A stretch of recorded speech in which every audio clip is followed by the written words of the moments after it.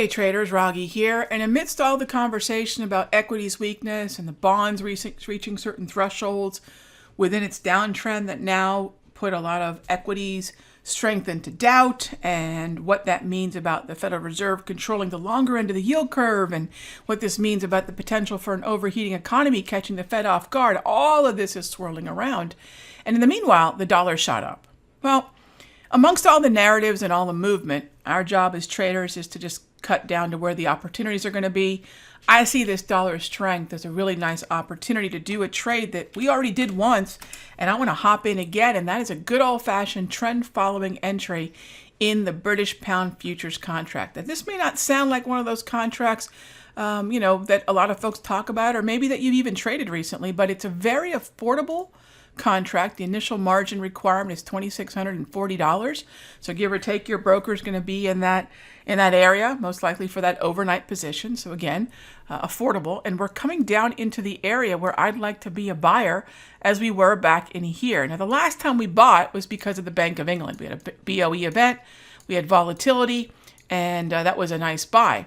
But now we're dropping because of dollar strength versus what I believe to be one of the stronger currencies out there. And if we see a little bit more dollar strength, we'll be right in this zone between the VWAP, and that's anchored to the end of the beginning of 2021. That's a VWAP anchored to the beginning of 2021. And my volume weighted average price level here, this VWAP, is just above the 34 EMA on the high, the close, and the low. So this zone is one that if we trade down into, I'd like to be a buyer. All right. The last time we took this trade, it was actually a really nice trade from in here and to the swing high that we were looking at. The initial exit, I believe, was right around here. We're still trailing a stop in this one, but I do want to get long once again. And again, what's the opportunity? It's the dollar strength that we're actually seeing move up, give us an opportunity to sell it and buy the pound. Now, what about the Canadian dollar? That's another one that's on my list. I'll wait for the Canadian dollar to have a nice inside day. And that simply means that I'm looking for a candle to be maybe slightly lower than today's sell-off candle, or trading below the halfway point of this candle, but an inside day. So I like my pause inside days to be really in the lower half of the previous candle, with, of course, not taking out the lower low. Now, why would I want that pause? Because this was a significant drop, 2-day drop. So I'd like to see that the market's attracting some buyers, or at least the sellers are pausing. And I really like the Canadian dollar because macroeconomically, this reflation trade is still alive and well.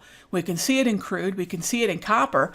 And speaking of the reflation trade, as far as the macroeconomics that are influencing some of the selection that I'm looking at in terms of my watch list, the macroeconomics of where we are, that's the current issue of the Countdown Trader. So if you head on over to countdowntrader.com, so countdowntrader.com, you can get the current episode, or issue, I should say, of the macroeconomic breakdown and what reflation means to my bullish expectation on crude, my bullish expectation on copper, what I'll be doing with the Canadian dollar, what I think that means for the dollar, and why I want to be buying the British pound. I mean, it's all connected, gang.